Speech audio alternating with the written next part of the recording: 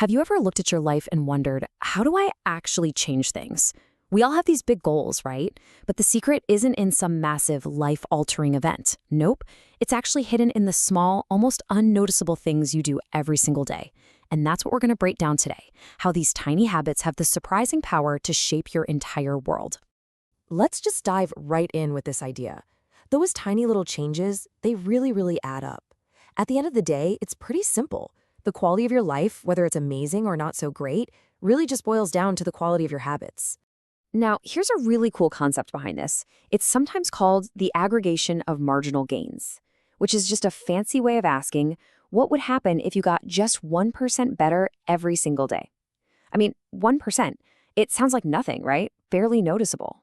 But over a year, you'd be 37 times better. With good habits, time becomes your absolute best friend.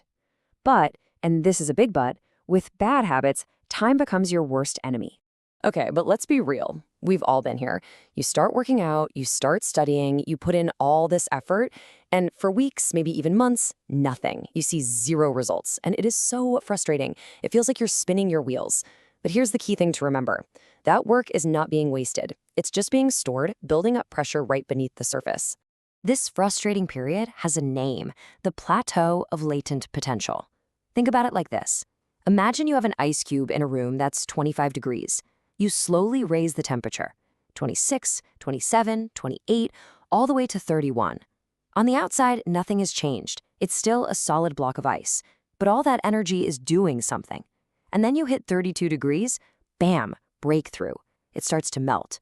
Your habits work the exact same way. All that effort is compounding, getting you ready for that breakthrough. You just have to be patient enough to get there.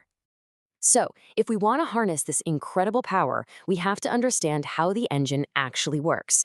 Turns out every single habit you have, the good, the bad, and the ugly, follows a super simple, predictable 4-step pattern. So let's pull back the curtain and see how it works. This right here, this is the feedback loop that's running your life, mostly on autopilot. First, you've got a cue, which is just a trigger. That cue sparks a craving, which is the motivational force. That craving then pushes you to a response. That's the habit itself. And finally, the response delivers a reward, which satisfies that initial craving and tells your brain, hey, remember this, let's do it again next time. Cue, craving, response, reward. That's the loop. And this is the part that's a total game changer, the craving. You see, you don't actually crave the act of scrolling through social media. You crave the feeling of being entertained or distracted. You don't crave a cigarette. You crave the feeling of relief it brings. The habit is just a vehicle for a change in your internal state.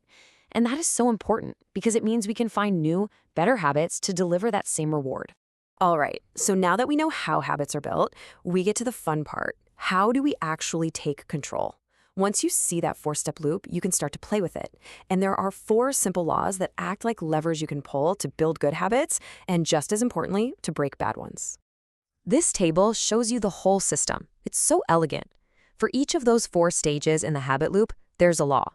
If you want to build a good habit, you make the cue obvious, the craving attractive, the response easy, and the reward satisfying. And what if you want to break a bad habit? You just do the opposite.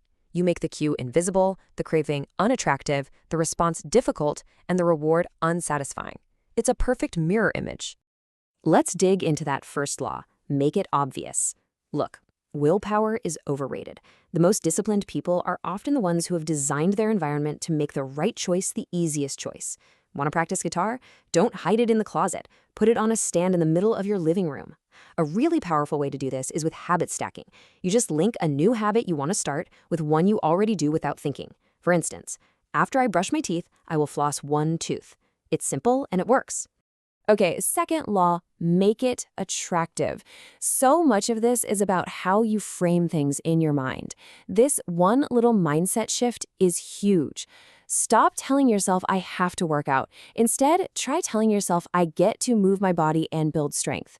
It's not I have to wake up early to work on my project. It's I get to have some quiet time to be creative. See the difference? You're linking the habit with a positive feeling. Now for the third law, make it easy. This one is my favorite because our brains are wired to be lazy. They love the path of least resistance. So use that to your advantage with the 2-minute rule. Whatever new habit you're starting, scale it down so it takes less than 2 minutes to do. Read a book every day becomes read one page. Do yoga becomes take out my yoga mat. The point isn't to get results right away. The point is to master the art of just showing up. Consistency is everything. And that brings us to the fourth and final law. Make it satisfying. You have to remember this. Our brains evolved to prioritize immediate rewards. What feels good right now gets repeated. And that's the problem with a lot of good habits. The reward is way off in the future. So you have to create an immediate reward. After you finish a workout, maybe you make a smoothie you absolutely love, you need to give your brain that little hit of dopamine right away to close the loop and say, yep, that was worth it, let's do it again. But listen, nobody's perfect. You're going to have an off day, you're going to miss a workout, you're going to eat the junk food. The key isn't perfection, it's about not letting one mistake turn into two. So here's the rule. Never miss twice. Missing once is just an accident. Life happens. But missing a second time, that's the start of a new bad habit. The goal is just to get back on track as quickly as possible. So we've talked about the mechanics, the laws, the whole toolkit, but now we get to the part where this all clicks together into something, well, something much bigger. Because the real goal here isn't just about doing a new habit. It's about becoming someone new. This is why it's so critical to focus on your systems, not just your goals. Think about it. A goal is a one-time thing. You run the marathon, then what? The goal is over. But a system is about the process. It's about being the kind of person who doesn't miss workouts. You know, winners and losers often have the exact same goals. It's the people with better systems who end up winning in the long run. And that leads us to the ultimate point. Your habits are literally how you embody your identity. I mean, look at the origin of the word. Identity is your repeated beingness. Isn't that wild? Every single action you take is like a vote for the type of person you want to become. Every time you write a page, you're casting a vote for I'm a writer. Every time you encourage a coworker, you're casting a vote for I'm a good leader. So how do you actually change your identity? It's a beautifully simple two-step process. First, just decide. Decide what kind of person you truly want to be. Not what you want to achieve, but who you want to be. A healthy person, a patient parent, a lifelong learner. And second, you prove it to yourself with small wins. You start casting those tiny votes day after day. You literally become your habits. So I'm going to leave you with this question. Forget about your big, lofty goals for just a second and focus on your identity. Today is a fresh start. It's a chance to cast a few new votes for the person you want to be. So the only question that really matters is the one right here. Who do you want to prove you are today? What's one tiny 2-minute action you can take right now to cast that vote?